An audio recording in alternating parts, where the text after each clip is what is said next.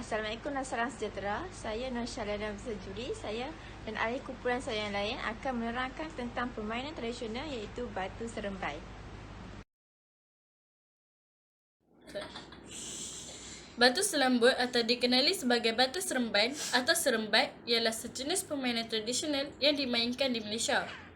Namun, permainan ini juga banyak dimainkan di negara lain. Antaranya ialah di Singapura. Ianya dikenali sebagai five stone. Di India dikenali sebagai Kangal atau Ancanggal. Di China pula sebagai Zhuo Xingjie, di Peru sebagai Five Mary dan di Turki sebagai Axis.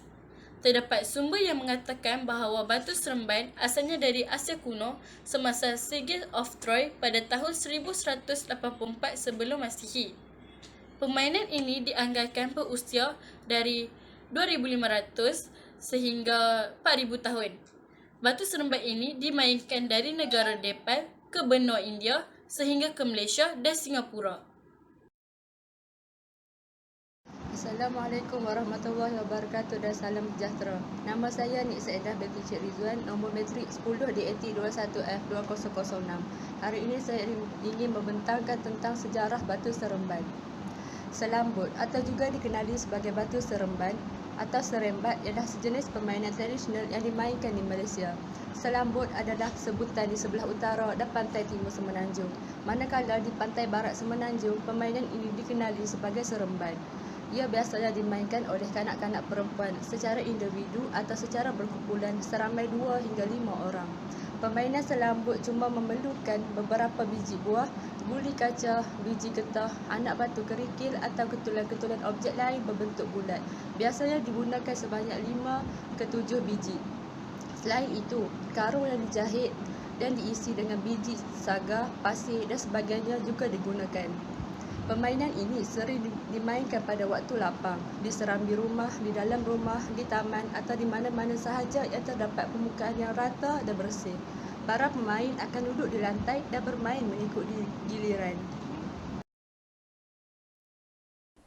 Peraturan bermain batu seremban. Permainan akan berpindah kepada pihak lawan atau bertukar giliran jika pemain tidak dapat menyambut buah yang dilambung.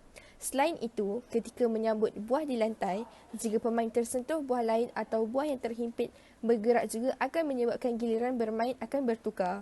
Terlupa tahap untuk menyambung permainan juga akan menyebabkan giliran ditukar. Pemain juga tidak dibenarkan untuk bercakap, memberi atau menerima arahan daripada rakan.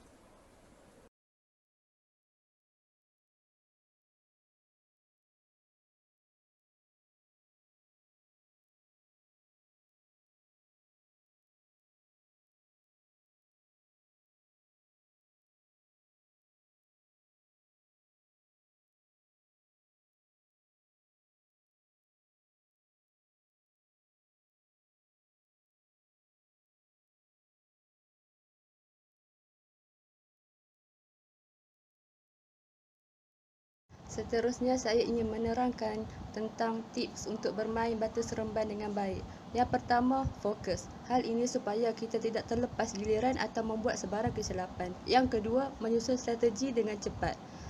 Hal ini kerana kita dapat mengetahui batu mana yang akan digunakan untuk menyambut dan sebagainya. Seterusnya, mengira markah dengan cepat kerana masa adalah sangat singkat. Selain itu, kita seharusnya duduk di atas lantai supaya selesa dan dapat bermain dengan baik.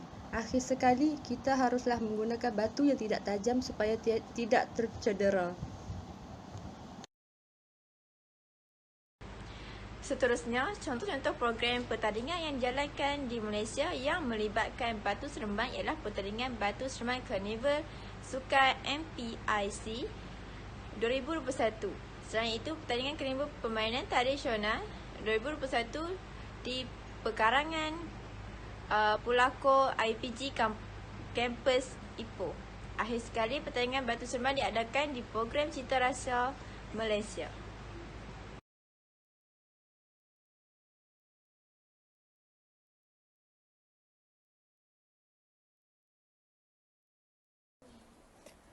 Website berkaitan permainan batu seremban. Di dalam website ini mengandungi latar belakang, cara bermain, Alat yang digunakan untuk memainkan permainan batu seremban.